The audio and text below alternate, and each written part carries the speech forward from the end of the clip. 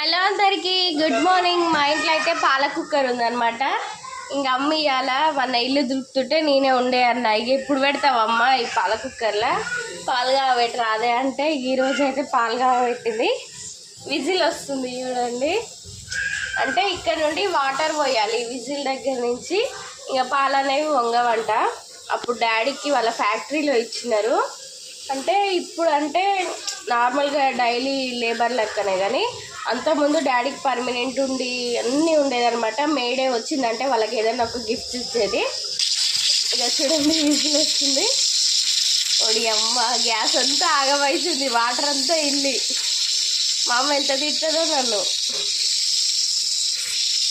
ఇంకా కంపెనీలో అయితే గిఫ్ట్ ఇచ్చిరనమాట. విజిల్ వస్తుంది. ఇది వాటర్ ఎక్కువైనట్టున్నాయి. నేనే నిండా పోసిన మా అమ్మ వద్దటుంటే రచ్చ రచ్చ అయింది. అమ్మా ఇది రావే, అమ్మా విజిల్ వస్తుంది దా చూద్దుదా. మా అమ్మ మా తమ్ముడు పిలిచిందని బయటికి పోయింది.